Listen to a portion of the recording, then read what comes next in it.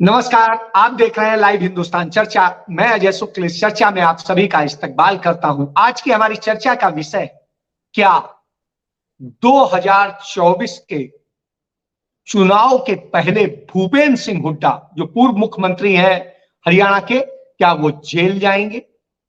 क्या उनके खिलाफ सीबीआई, ईडी, इनकम टैक्स ने पूरी फाइल तैयार कर ली है? क्या उन्हें जेल में डालने की पूरी तैयारी मोदी सरकार ने कर ली है? और क्या इसके लिए पूरी रणनीति बना करके ही चुनाव की तैयारी की जा रही है? मैं ये सवाल इसलिए उठा रहा हूं क्योंकि भारतीय जनता पार्टी के नेता कुलदीप बिश्नोई ने यह बात कही। उन्होंने कहा कि भूपेंद्र सिंह हुड्डा के खिलाफ सीबीआई, ईडी, इनकम टैक्स ने पूरी फाइल तैयार कर ली है और इस तैयारी के साथ में अब उन्हें जेल में डालने की तैयारी है। तो उन्होंने जो है भूपेंद्र सिंह हुड्डा के पुत्र जो सांसद है राज्यसभा के, उनको दीपेंद्र हुड्डा को कहा कि अब अपने पिताजी को बचाइए।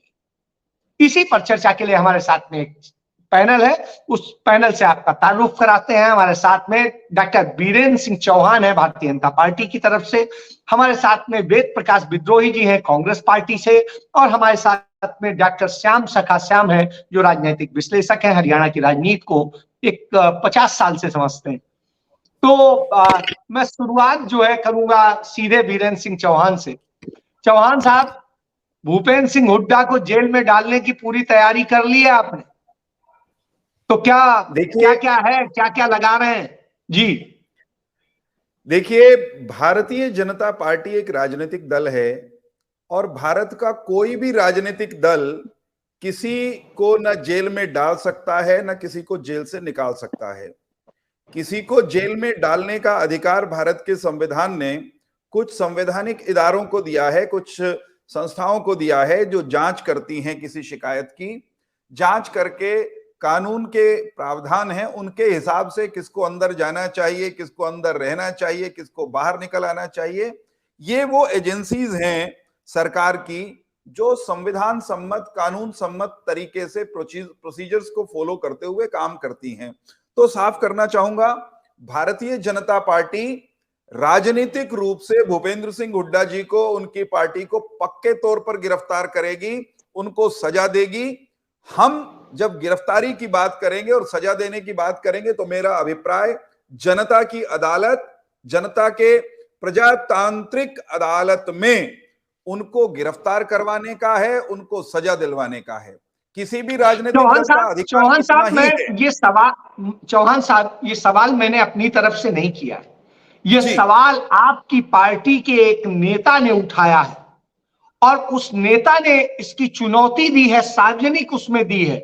इसलिए मैंने कहा कि भारतीय जनता पार्टी के एक ऐसे नेता जो सीधे अमित शाह से बात करते हैं, जो मोदी जी से मिलते हैं, जो मुख्यमंत्री से मिलते हैं, उन्होंने ये बात कही जी। भारतीय जनता पार्टी के एक नेता ने ये कहा, राजनीतिक रूप से उन्होंने कहा, उनको लगता होगा कि कहीं ना कहीं भूपेंद्र सिंह हुड्डा और उनके साथियों ने ऐसी गलतियां कर रखी हैं, ऐसी कमियां खामियां हैं जो उनको जेल पहुंचा सकती हैं। उसके आधार पर वे दावा कर सकते हैं, उनके पास कोई स्रोत भी हो सकता है ये कहने का।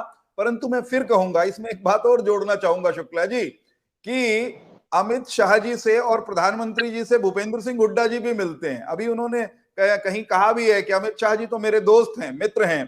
तो मिलना जुलना अपनी पार्टी के नेताओं से या दूसरी पार्टी के नेताओं से सब लोग करते हैं। सवाल ये है कि अगर कोई भूपेंद्र सिंह हुड्डा या उनकी पार्टी के कोई नेता या किसी भी दल के नेता या कोई भाजपा का नेता भी गलत काम करने पर जेल जाता है तो वो कानून के रास्ते से, कानून को इंप्लीमेंट करने वाली, एग्जीक्यूट करने वाली संस्थाओं के द्वारा ही भेजा जाता है। भारतीय जनता पार्टी इन सभी संस्थाओं और भारत के कानून में विश्वास रखती है। मैं तो इतना जोड़ूंगा एक बार फिर से कि जनता की अदालत में भूपेंद्र सिंह हुड्डा जी को हमने 14 में भी और 19 में भी सजा दिलवाई है। अभी उनकी सजा पूरी नहीं हुई है और अभी वे बदले भी नहीं हैं, वे वैसे के वैसे ही हैं, पार्टी भी उनकी वैसी की वैसी है।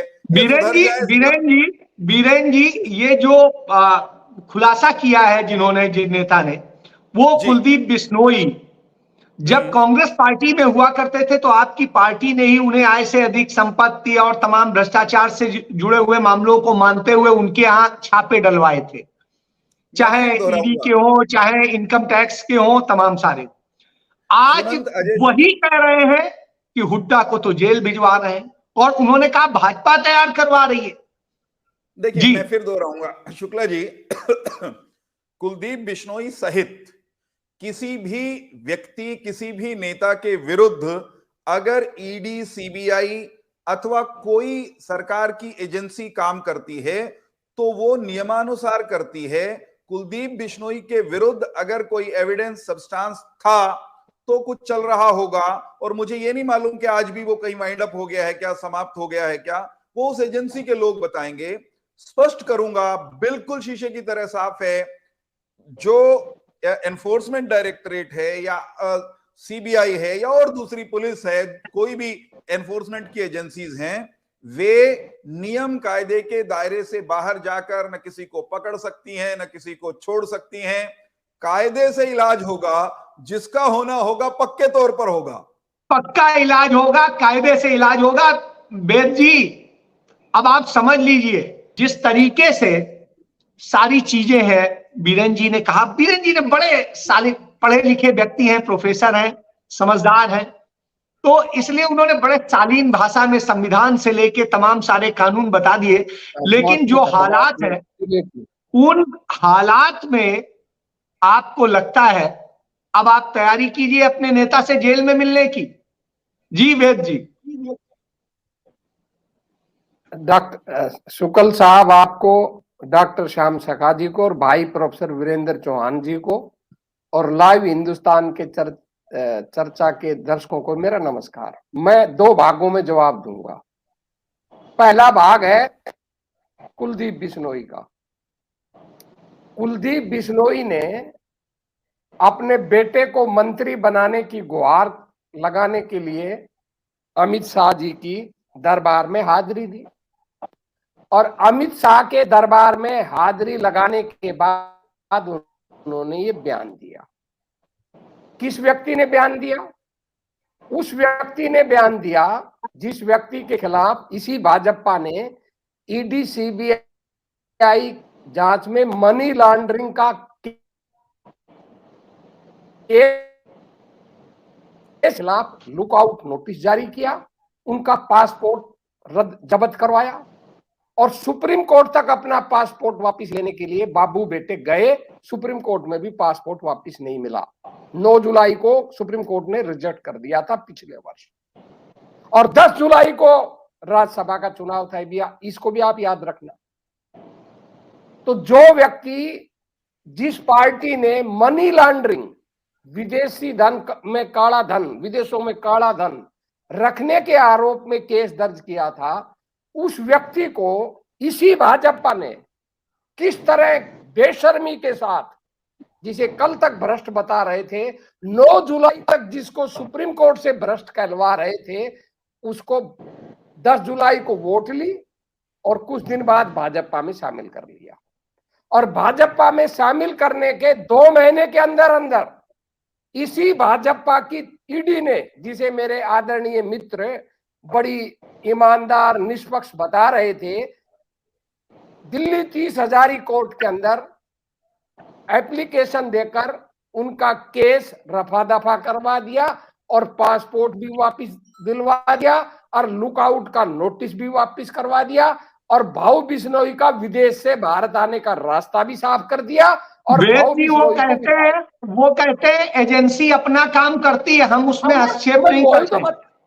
सर मैं वही तो कह रहा हूं, क्या हो गया कि 9 जुलाई को जो एजेंसी सुप्रीम कोर्ट में उसके लुकआउट नोटिस की बात कह रही थी, 10 जुलाई को भाजपा को वोट देते ही क्या परिवर्तन हो गया? मैं यही तो पूछ रहा हूं, ऐसा क्या परिवर्तन हो गया 10 जुलाई के बाद कि जो एजेंसी 9 जुलाई को सुप्रीम कोर्ट में कह रही थी कि भाई इसका लुकआउट नोटिस जारी मत करो, इसका न खत्म मत करो, इसका पासपोर्ट वापिस ना दो, 10 जुलाई को वोट देने के बाद ऐसा क्या हो गया कि 30 हजारी कोर्ट के अंदर 1 महीने के अंदर उनका ये मामला रफा दफा करवा दिया, और बेटा भी आ गया, बेटे को विधायक भी भाजपा का बना दिया? ऐसा क्या हो गया?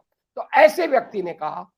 अब मुझे लगता है कि राजनीतिक रूप से कुलदीप बिश्नोई बेरोजगार हो चुके हैं। तो हो सकता है, मुझे तो मालूम नहीं, आपको मालूम हो तो आप बता देना, सखा जी को मालूम। वेद जी एक चीज जोड़ लीजिए, उन्होंने ऐसे नहीं कहा, उन्होंने अमित शाह से मिलने के बाद कहा है ये बात, सर इसलिए और गंभीर। सर मैंने आपसे, अरे सर मैंने पहले ही कहा है, आपने फिर मेरी बात सुनी ही नहीं। मैंने कहा अमित शाह के दरबार में अपने बेटे को मंत्री बनाने की गुहार करने गए थे। उस गुहार के बाद दो बातें कही कि मैंने बेटे को मंत्री बनाने का गुहार की है, और दूसरा उसका ये बयान दिया है। तो मैं तो खुद कह रहा हूं कि अमित शाह से मिलने के बाद कहा है, ये बात तो मैं कह ही रहा हूं। तो इसका एक मतलब निकलता है, क्या चौहान साहब और ज्यादा बता देंगे कि भाई बेकार हो गए, आजकल बेरोजगार हैं। तो आईएएस अफसर का तो इन्होंने एग्जाम पास किया नहीं, इनकम टैक्स अफसर तो वो है नहीं, ना आईआरएस अफसर है। हो सकता है ईडी दफ्तर में सेवादार का काम ले लिया हो बेरोजगारी के कारण, जो सेवादार फाइल इस मेज से उस मेज तक रखते हैं और देख लियो फाइल ऐसी, हो सकता है देख लियो, ये तो यही ज्यादा बता सकते हैं। और दूसरी बात, अब भाजपा पर आ जाओ। इन्होंने कहा हम बहुत ईमानदार हैं। जिस देश का प्रधानमंत्री इतना अनैतिक हो कि जिस नेता को 2 दिन पहले, ज्यादा दूर नहीं, 2 दिन पहले महाभ्रष्ट बता रहा हो, 70,000 करोड़ की घोटालेबाज पार्टी बता रहा हो, उसी नेता को कल उप मुख्यमंत्री बना दिया, जिसको वो सार्वजनिक रूप से भ्रष्टाचारी बता रहे थे, 70,000 करोड़ के घोटाले का आरोप लगा रहे थे। और प्रेस कॉन्फ्रेंस कौन कर रहे थे? छगन भुजबल मंत्री, डिप्टी सीएम साहब और श्रीमान प्रफुल्ल पटेल, जिनको ये केंद्र में मंत्री बना रहे हैं। तीनों के खिलाफ ईडी चल रही है, और जो 9 मंत्री बनाए हैं उनके खिलाफ, 7 के खिलाफ ईडी सीबीआई की जांच चल रही है। ऐसे तो बहुत सारे लोग हैं। और सुनिए ना, मेरी बात सुन लिए ना। मैंने कहा था दूसरा मैं राजनीतिक भाग पे बोल लूंगा, मैं राजनीतिक पे ही बोल रहा हूँ, हुड्डा पे भी आ ही रहा हूँ। आप धैर्य रखे सर, मैंने आपसे पहले कहा 2 भागों में बात कहूंगा।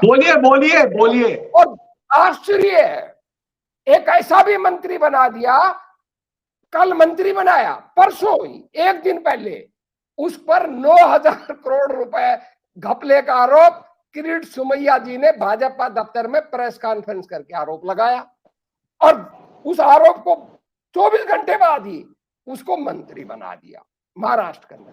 अब ऐसी भाजपा क्या षड्यंत्र कर दे कि ना तो इनके अंदर नैतिकता है, और ना इनके अंदर कोई सत्य के प्रति कोई आग्रह है, ना ये सुचिता में विश्वास करते। क्या कर दे कुछ भी नहीं कहा जा सकता। अब आइए आप भूपेंद्र सिंह हुड्डा पर। भूपेंद्र सिंह हुड्डा के खिलाफ इन्होंने 3 केस दायर कर रखे हैं। ईडी सीबीआई उनके खिलाफ जांच चल रही है, कोर्टों में चार्जशीट है। जिस व्यक्ति के खिलाफ कोर्ट में चार्जशीट हो, जिसको कोर्ट से जमानत मिल गई हो, उनको ये पुराने केसों में तो गिरफ्तार कर नहीं सकते, और नया केस उसके भूपेंद्र सिंह हुड्डा के खिलाफ कुछ है नहीं, इसलिए किस में गिरफ्तार करेंगे। और मान लो चुनाव से पहले ये नया केस भी बना देते हैं, और नया केस बनाते कुछ भी कर सकते हैं, ये नया केस बनाकर गिरफ्तार भी कर लें, तो भाई भूपेंद्र सिंह हुड्डा कांग्रेस पार्टी गिरफ्तारी देने को तैयार बैठी है। इनकी हरियाणा में पहले ही कमर खुदी हुई है। भूपेंद्र सिंह हुड्डा और कांग्रेस पार्टी जेल जाने से नहीं डर रही है, वो गिरफ्तारी देने को तैयार बैठी है, चाहे जो कुछ कर ले। ये कहना है वेद प्रकाश विद्रोही जी का। लास्ट बात है, हम तो तैयार बैठे हैं, आप कर लो। मैं उदाहरण दे रहा हूं, क्या आपने हिंदुस्तान के अंदर ऐसा सुना होगा कि मानहानि केस में राहुल गांधी के खिलाफ 2 साल की सजा होगी? कोई बात नहीं, सजा होगी। 100 दिन से जो हाई कोर्ट का जज था, जिसने कहा था कि जून के पहले सप्ताह में मैं फैसला दूंगा, खुद कोर्ट के अंदर ओपन कोर्ट में कहा था कि मैं 3 जून के बाद फैसला दूंगा। 100 दिन हो गए, फैसला नहीं सुना रहा, कि रिजेक्ट भी नहीं कर रहा। उनके दोस्त को ना तो रिजेक्ट कर रहा, उसके पास अधिकार है, रिजेक्ट कर सकते हैं, मान भी सकते हैं, पर रिजेक्ट भी नहीं कर रहा। टाइम ले रहे, क्यों ले रहे? कि राहुल गांधी चुनाव लड़ के इतना लंबा खींच दो। और इसी गुजरात हाई कोर्ट ने, जो इनका नेता बोपड़िया साहब था, जो एमपी साहब थे, उनका 2 दिन के अंदर ही फैसला कर दिया था, और राहुल गांधी का 100 दिन में नहीं कर रहे। तो चलिए ये इतने षड्यंत्र चलिए विषय, क्योंकि राहुल गांधी अभी नहीं है, खत्म कर राहुल गांधी नहीं है। कर रहा हूँ सर खत्म ही तो नहीं कर रहे आप वेद जी। खत्म कर रहा हूँ कर रहा हूँ सर, एक ही बात कहूंगा, ये इतने षड्यंत्रकारी लोग हैं, कुछ भी कर सकते हैं, पर ना हम इनसे डरने वाले ना घबराने वाले, और इनको खुली चुनौती है, जो चाहे कर लो, देश से भी तुम्हारी विदाई तय है, हरियाणा से भी तुम्हारी विदाई तय है। चलिए वेद जी का दावा है कि उनको ना तो डर लगता है उनकी पार्टी को, और ना ही वो लोग किसी से दबने वाले हैं, न जेल से न दूसरी चीजों से, तो उन्हें ये कहना है और विदाई होने वाली है भाजपा की। मैं बीरेन जी के ही पास जाता हूं। बीरेन जी, आपने वेद जी की पूरी बात सुनी, जिस तरीके से वेद जी पूरा दावे कर रहे हैं, सारी चीजें कर रहे हैं, आपकी बात भी, तो ऐसी स्थिति में आपको क्या लगता है, विदाई आप कर रहे हैं या क्या हो रहा है, क्या है जी? देखिए, ये तो 2014 में हमें आने देने के लिए तैयार नहीं थे। 2019 से पहले इन्होंने यही राग अलापना शुरू कर दिया था कि गए, भेज दिए जाएंगे, विदाई हो जाएगी। लेकिन देश की जनता जो इस तरह के दावे करते हैं, उन दावा करने वालों के, उनकी विश्वसनीयता के आधार पे, उनकी प्रामाणिकता के आधार पर, उनके अतीत के आधार पर, उनकी करतूतों के आधार पर फैसला करती है। प्रधानमंत्री नरेंद्र मोदी जी को 2019 में वापस भेजने वालों को देश की जनता ने 19 में इतना जोरदार जवाब दिया था कि 14 से अधिक प्रबल, प्रखर, स्पष्ट बहुमत के साथ नरेंद्र मोदी जी सत्ता में लौटे थे। 2024 में हमारा दावा ही नहीं, विश्वास है, और उस विश्वास का हमारे पास आधार है कि 2024 में हमारे कार्यों, देश और देश के बाहर भारत को मजबूती प्रदान करने के कारण, भारत की अर्थव्यवस्था को मजबूत, प्रखर, दमदार और दुनिया में 11वें से 5वें नंबर पर लाने के कारण, भारत को सब मोर्चों पर मजबूत करने के कारण नरेंद्र मोदी जी को भारत की जनता एक बार फिर से और 2019 से बेहतर जनादेश के साथ लाल किले वाले तिरंगे की डोर थमाएगी। हां, अगर वेद प्रकाश विद्रोही जी और कांग्रेस के राहुल गांधी की कामना के हिसाब से, इनकी तमन्ना के हिसाब से देश की जनता निर्णय करने लगे या करती, तो आज नरेंद्र मोदी जहां हैं वे कभी नहीं होते। इनके चाहने से नरेंद्र मोदी गुजरात से नहीं गए कभी, अपनी इच्छा से और देश की जनता के जनादेश से वे दिल्ली आए हैं, और इनकी इच्छा से, इनकी चाहना से, इनकी कामना और तमन्ना से नरेंद्र मोदी दिल्ली छोड़ने वाले नहीं हैं, लाल किले वाले तिरंगे की डोर छोड़ने वाले नहीं हैं। विदाई का कामना कर सकते हैं, आपको, आपका अधिकार है उसका, लेकिन हम अधिक मजबूत होकर के 24 में उभरेंगे। मैं भ्रष्टाचार के विषय पर एक टिप्पणी करना चाहता हूं, श्याम जी के पास आप जाएं उससे पहले। हमें उपदेश देने वाला पहले अपने हाथ देखे, पहले आईने में अपना चेहरा देखे। हमें उपदेश देने वाले वेद जी की पार्टी की जो शिखर नेता हैं, श्रीमती सोनिया गांधी, इनके शिखर नेता राहुल गांधी, दोनों के दोनों भ्रष्टाचार के मामले में जमानत पर छूटे हुए हैं। ये कह सकते हैं कि साहब वो जमानत पर ही तो हैं, अभी सजा थोड़ी ही हुई है, दोषी थोड़े ही करार दिए गए हैं। ये वो दूध के धुले हुए लोग हैं जो गुजरात में उन लालू प्रसाद के परिवार और पार्टी के साथ बैठते हैं, सत्ता की लालसा में, लोभ में, बेचैनी में, जिन्हें एक से अधिक मामलों में सजा मिल चुकी है, वो जेल काट रहे हैं। दुनिया भर के इन्होंने पटना में जो मित्र इकट्ठे किए, वो अधिकांश, शुक्ल जी बस 2 वाक्यों में पूरा करूंगा, इन्होंने पटना में सत्ता के लोभ में जो झुंडली इकट्ठी की थी, उसका चेहरा तो देख लेते, उसको पहचान तो लेते, उसकी करतूतों पर निगाह तो मार लेते। हम पर आरोप लगाने से पहले आप अपने गिरेबान में झांक करके आए होते तो मैं आपके सवालों के जवाब देता। और बीरेन जी एक सवाल और जोड़ लीजिए, और मैं कह रहा हूँ एक सवाल और जोड़ लीजिए। हाँ, मैं ये कह रहा हूँ 2015 में जो राहुल गांधी या सोनिया गांधी पे आपने आरोप है, वो सारे आरोप में 2015 में आपके ही नेतृत्व में क्लीन चिट दी गई थी। फिर दोबारा 2018 में वही केस री इन्वेस्टिगेट किया जा रहा है, नंबर 1 उन्हें मुलजिम बना के, और 2014 से आपकी सरकार है, तो फिर क्यों नहीं जेल में डाल दिया? इतने बार आपने बुलाया, पूछताछ की, सब कुछ किया। जी, एक पल के लिए महाराष्ट्र और फिर दिल्ली देखिए।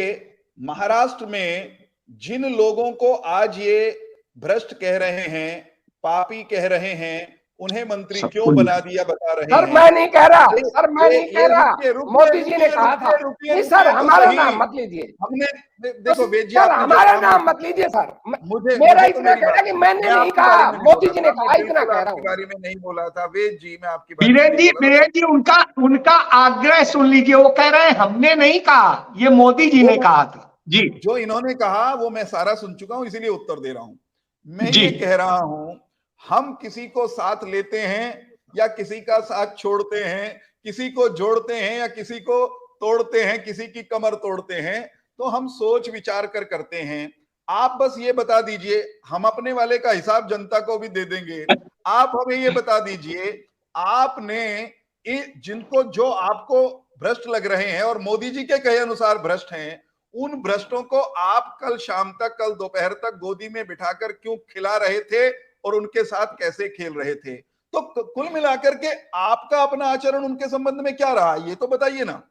आप हमको उपदेश दे रहे हैं, आपका हक है, परंतु साहब आप क्या कर रहे थे? और सोनिया गांधी वाले मामले में बस एक वाक्य, क्या शुक्ला जी किसी एक मामले में जांच एक सीमा तक जाने के बाद नए सिरे से उसकी इन्वेस्टिगेशन करके जो तथ्य सतह पर नहीं आए उसके लिए री इन्वेस्टिगेशन करने का देश में कोई प्रावधान नहीं है? बिल्कुल है, बिल्कुल है। बहुत सारे मामलों में तथ्य कई बार सामने नहीं आते, री इन्वेस्टिगेशन होती है और अदालतें भी री इन्वेस्टिगेशन के आदेश देती हैं। मूल मसला यह है, सच्चाई सामने आनी चाहिए।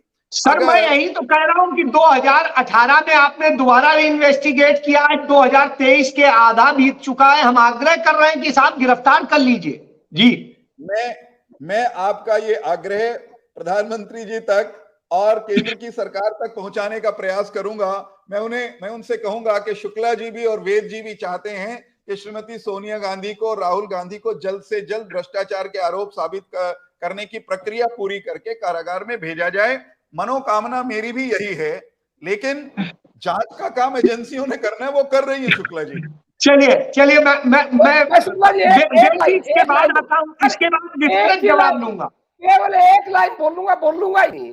एक मेरा इनसे और आग्रह है कि भैया अगर सोनिया गांधी, राहुल गांधी ने कोई भ्रष्टाचार किया है तो कृपा करके उनके खिलाफ एफआईआर दर्ज कर ले, और जो 3 साल से केस रुकवा रखा है हाई कोर्ट से आपके नेता उसने क्या सुब्रमण्यम स्वामी ने, उस केस को चालू करवा दे। स्टे आपने ले रखा है, सोनिया गांधी ने। केवल एक वाक्य में उत्तर। चलो बीरेन जी दोबारा आता हूं, क्योंकि बार बार ये हो जाएगा।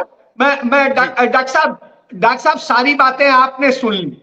अब इसके बाद ये बताइए, कुलदीप बिश्नोई ने जो कहा, चूंकि अमित शाह से मिलके निकले थे और ये बात कही, इसलिए गंभीर हो जाती है, क्योंकि अमित शाह इस देश के गृह मंत्री हैं और उनके अंडर में तमाम सारी एजेंसियां। तो ऐसी स्थिति में क्या आपके मित्र भी हैं? आपके मित्र वैसे सारी पार्टियों में है, तो मेरे वीरेंद्र जी भी हैं, इसमें कौन सी बात? नहीं, मैं कह रहा हूं तो क्या भूपेंद्र सिंह हुड्डा अंदर है तो ये भी जाएंगे? श्याम जी भूपेंद्र सिंह हुड्डा कब तक जेल जा रहे हैं, इसकी क्या तैयारी है? जी देखिए, पहले तो जो इन दोनों ने बोला है, तैयारी तो देखो जो करनी है, आपको पता है सत्ता करती है और कोई नहीं करता। क्योंकि सबसे पहली बात आप ये देखिए कि जब से ईडी बनी है तब से टोटल केसेस आए हैं 5906 और उसमें 1142 में चार्जशीट दायर हुई है। जिसमें से सिर्फ 24 में सजा हुई है अब तक 17 साल में। पहली बात तो ये देखिए, यानी 5,906 केसेस, 1142 चार्जशीट दाखिल हुई और 24 में सजा हुई। उसके बाद आप ये देखिए कि 5,906 में 176 पॉलिटिकल वो हुए हैं, लोगों पर केसेस हुए, जिनमें से 121 जो हैं, जो आज एमपी, एमएलए या एमएलसी हैं वो हैं। 55 जो हैं वो भी अपोजिशन के, यानी पूरे 176 में से सारे के सारे अपोजिशन के हैं। यानी जो चाहे अपोजिशन से भाजपा में आया, सुनिए पूरी बात, या पहले से है, उनके खिलाफ कोई नहीं। क्योंकि मैं तो ये सर बात वो नहीं वही तो कहते हैं कि हमारे यहाँ अरे कोई गलत आदमी नहीं है। सुन तो लीजिए, वो कहते हैं हमारे यहाँ कोई गलत आदमी नहीं, सारे गलत तो आप ही के पास है। हाँ, तो मैं वही बता रहा हूँ कि आप ये देखिए कि टोटल मैंने आपको बता दिया, ये तो रिकॉर्ड है उसका, केस करने में या उसमें किसी का कुछ नहीं। फिर जो है इन दोनों ने बातें जो की हैं, उनमें आप ये देखिए कि शर्मा जो उसके असम के सीएम हैं, उनके खिलाफ हेमंत क्या बिस्वा केस? शर्मा, हाँ, हेमंता बिस्वा शारदा घोटाले का था। अजीत पवार के खिलाफ कितने केस थे? संगमा के लिए अमित शाह जी ने कहा इसमें इलेक्शंस में कि आते ही उनको अंदर करेंगे, इतना घोटाला किया हुआ है। और उसके बाद क्या हुआ कि सिर्फ 2 भाजपा के एमएलए बने, लेकिन सरकार की ओथ दिलाने प्रधानमंत्री और अमित शाह भी चले गए, वही जिस आदमी को भ्रष्टाचारी कहा। ये मैं सारी बातें क्यों गिनवा रहा हूं कि चाहे वो बिश्नोई हो, चाहे दूसरे पार्टी के लीडर हो, ये लीडर हमेशा कुछ का कुछ बोल देते हैं। इनके मुंह में जो जुबान है उस पर किसी की कोई वो नहीं है कमान के भाई क्या है, जो मन में आए वो कह देते हैं। बड़े से बड़ा लीडर, सत्ता में बैठा लीडर, अभी जो था आपने देखा कि प्रधानमंत्री जी ने परिवारवाद के कितने वो गिनवाए। हरियाणा में ही देखिए, चौधरी बीरेंद्र सिंह उनका बेटा और उनकी वाइफ परिवारवाद में। उसके बाद आप कितने ही गिनवा लीजिए, यानी हर जगह, हर स्टेट में भाजपा में भी परिवारवाद है। अब मोदी जी का परिवार नहीं है तो वो कहां से लाएंगे? बाकी तो अमित शाह का बेटा उसमें चला गया, या और भी जितने हैं, कितने लोग, कौन सा ऐसा व्यक्ति है कि जो परिवारवाद में? तो जितने चाहे कोई कुछ भी कहे, अब आई बात यही कि भाई जब केस तो दायर कर देंगे, 5,906 की है, वो भी कर देंगे। और जैसे दोनों ने कहा, इन्होंने तो ताल ठोक के कहा भाई कर लो अरेस्ट, और उन्होंने क्या कहा, पहले तो कहा कि भाई ये जो है उनके पास होगा, फिर खुद कहा वीरेंद्र जी ने, बाद में उसको संवार भी लिया क्योंकि विद्वान आदमी है। पहले कहा हम इनको अरेस्ट करेंगे, सजा देंगे, उसके बाद दूसरी लाइन में आप चलवा लीजिएगा, दूसरी लाइन में हम नहीं, जनता की अदालत। पहले जनता की अदालत नहीं है कोई, आप जो अदालत है वो सरकार की अदालत है, समझे? नहीं, आप दोबारा सुन लीजिए, आप दोबारा उसको कर लीजिए। नहीं, बीच में मत बोलिए, मैं आपके बीच में नहीं बोला कर रहा हूँ आपको। नहीं, मैं करेक्ट, आप सुन लीजिए, अभी ये दोबारा रिकॉर्ड आएगा, आपने खुद कहा। पंडित जी सुन लो, हाँ जी, सुनो, बोलिए। एक वाक्य। हाँ, अगर आप दोबारा चलवा के भी सुनेंगे तो मैं आधा सेकंड के लिए भी इस मामले में फंबल करने वाला नहीं हूँ, समझ लीजिए। चलिए ये विषय नहीं है, विषय नहीं है, मैं आपको चैलेंज करता हूँ सर। चलिए ये विषय नहीं है। आपने कहा कि हम इनको अरेस्ट करेंगे, सजा देंगे, उसके बाद आपने कहा कि जनता ये विषय नहीं है। एक लाइन बोलनी थी, बोल ली। श्याम जी ये विषय नहीं है। चलिए आगे बढ़ाइए, क्योंकि चर्चा का समय खत्म हो रहा है जी। नहीं, मैं चैलेंज करता हूं कि दोबारा सुन लीजिए। अरे छोड़िए, ये विषय हो गया, हो गई बात। आगे बढ़िए, आगे बढ़िए। जवाब देना नहीं, शुक्ल जी, मुझे जवाब देना पड़ेगा। अरे जवाब इन्होंने कहा ना कि मैं फंबल नहीं, मैं कहता हूँ जितनी जिस चीज की वो, आप मत बोलिए, आप मत बोलिए, आप एक लाइन बोल चुके हैं। चलिए वीरेंद्र जी आप भी सुन लीजिए, आप सुन लीजिए, फिर आप जवाब दे दीजिएगा। अभी आता हूं मैं आपके पास दोबारा आ जाऊंगा जी। बोलिए श्याम जी, बोलिए। हाँ, मैं यही कह रहा हूं कि ये बात अगर नहीं हो ना, तो मैं तो पॉलिटिक्स पे लिखना और आना ही छोड़ दूंगा, अगर ये नहीं कही हो तो।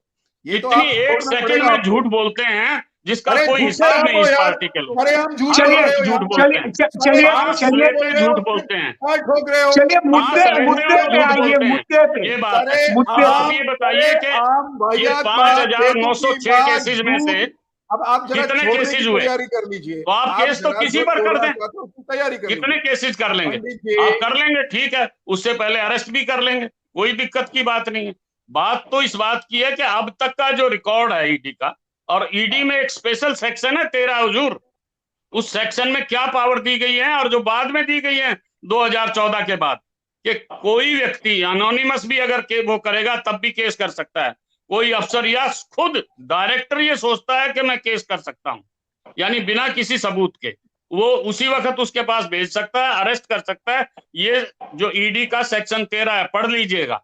तो इस तरीके से अरेस्ट करने में क्या जाता है, वो तो आपको, मेरे को, किसी को कर लेंगे। कल को ये वीरेंद्र जी दूसरी चलिए पार्टी चलिए, इनको कर लेंगे। इसका मतलब ये है कि चुनाव के पहले अरेस्टिंग हो सकती है।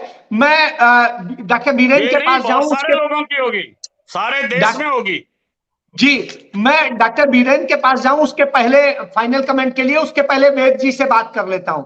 वेद जी, जैसा डॉक्टर श्याम सखा श्याम कह रहे हैं कि पूरी तैयारी है, तमाम सारे लोग गिरफ्तार होंगे, क्योंकि ईडी की धारा 13 जो है वो किसी को भी जेल में डलवा सकती है। इसके बाद मैं जाऊंगा बीरेन जी के पास फाइनल के। जी शुक्ल जी, मैंने तो आपसे खुलेआम कहा है कि भाजपा और आदरणीय प्रधानमंत्री जी इतने अनैतिक हैं, इतने फासिस्ट हैं, ना उनकी संविधान में आस्था, ना उनकी लोकतंत्र में आस्था, और ना अपनी कही हुई बात में आस्था। वो कुछ भी कर सकते हैं, मैं सहमत हूं। अब छोटी सी बात कहूंगा, हरियाणा में कहावत है, बड़ी माफी मांगते हुए कहूंगा, जातिगत कहावत है, इसलिए वो माफी मांग रहा हूं कि मतलब जाट रे जाट तेरा सिर पे खाट।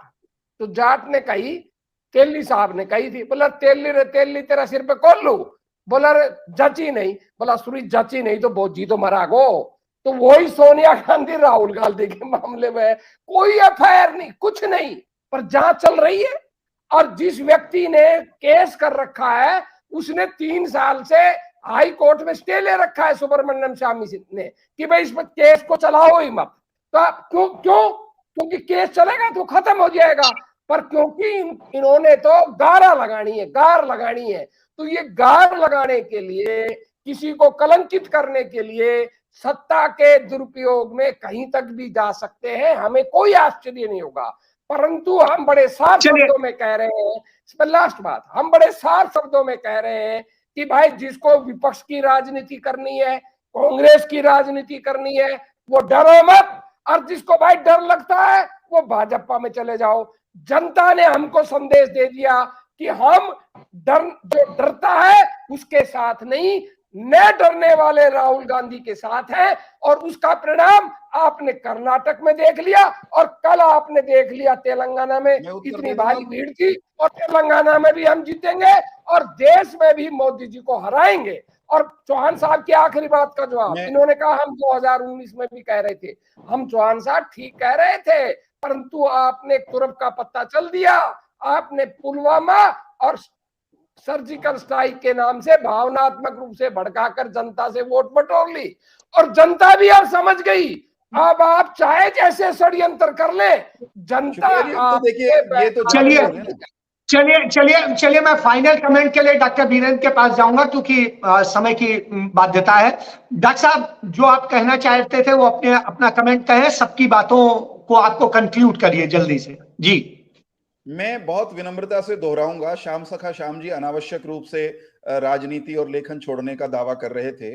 मैंने 1 सेकंड के लिए भी, आधा सेकंड के लिए भी ये नहीं कहा कि भारतीय जनता पार्टी गिरफ्तार करेगी। मेरा तो ओपनिंग कमेंट ये था कि भारतीय जनता पार्टी नहीं, अगर गिरफ्तार कोई करेगी तो वो एजेंसियां करेंगी, वो कानून के रास्ते से करेंगी। दूसरी बात, मैंने पहले भी कहा, फिर दोहराता हूं, डंके की चोट पे कह रहा हूं, जनता की अदालत में 2 बार पिट चुके भूपेंद्र सिंह हुड्डा और कांग्रेस पार्टी 2024 में पिछली बार से ज्यादा मार खाएंगे। ये हमसे एक बार और पक्के तौर पर मात खाएंगे। उसका कारण ये है कि न इनके पास नीतियां हैं, न नेतृत्व है, और नरेंद्र मोदी जी का मुकाबला ये जितना नकारात्मक प्रचार करके करना चाहेंगे, उतना अधिक नरेंद्र मोदी जी के प्रति देश की जनता का विश्वास बढ़ने वाला है। रही बात गिरफ्तारी की, तो फिर से दोहरा दूं, गिरफ्तारी अगर किसी की होगी तो देश की एजेंसियां करेंगी, ईडी या जो भी जिसको करनी है, जिस पे के पास कोई मामला है। और ये जो कहना है ना, ये आंकड़ा एक दिया श्याम जी ने कि इतने केस हुए, इतनों में चार्जशीट नहीं हुई। देश में रेप के मामले, देश में हत्या के मामले, देश में दूसरे अपराधों में भी 100% कन्विक्शन होती है क्या? जरा कन्विक्शन रेट निकालिए उनका भी, क्योंकि किसी एजेंसी लेकिन वीरेंद्र जी इतना बुरा कन्विक्शन रेट कहीं नहीं होता है, इतना बुरा तो कहीं नहीं।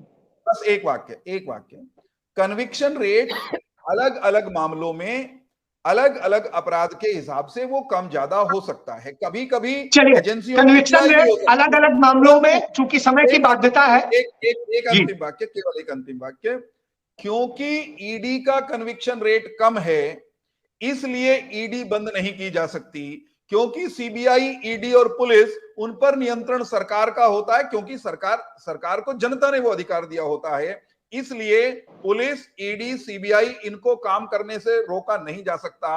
और क्योंकि अपराध, चलिए, इनको काम करने से रोका नहीं जा सकता, इसका मतलब है जी, डॉक्टर वीरेंद्र चौहान का कहना है कि बिल्कुल यदि कहीं पर भी एजेंसियों को लगता है तो भूपेंद्र सिंह सलाखों के पीछे होंगे, लेकिन वो एजेंसियां काम करेंगी। बिल्कुल यही बात तो कुलदीप बिश्नोई ने कही कि वो एजेंसियां ये काम करने की तैयारी कर रही हैं। लेकिन दूसरी तरफ कांग्रेस पार्टी ने कहा कि हम राहुल गांधी की कांग्रेस है जो कहती है कि डरो मत, हम डरते नहीं है। श्याम ने आंकड़े बताए कि किस तरीके से ईडी के छापों और सब चीजों के जरिए कैसे उसका प्रयोग किया गया है तमाम सारे एजेंडे साधने के लिए। तो ये सारी बातें सामने आई। अब देखना होगा कि 2024 में कौन सा एजेंडा साधा जाता है, क्योंकि तमाम सारे नेताओं जिन पर ये आरोप भ्रष्टाचार के लगते हैं और सारी चीजें लगती हैं, जब वो भारतीय जनता पार्टी के साथ आ जाते हैं तो उनपे केसेस में ठप हो जाती हैं, फाइलें बंद हो जाती हैं। इसके साथ चर्चा समाप्त करता हूं, कल फिर मिलेंगे, तब तक के लिए धन्यवाद, जय हिंद।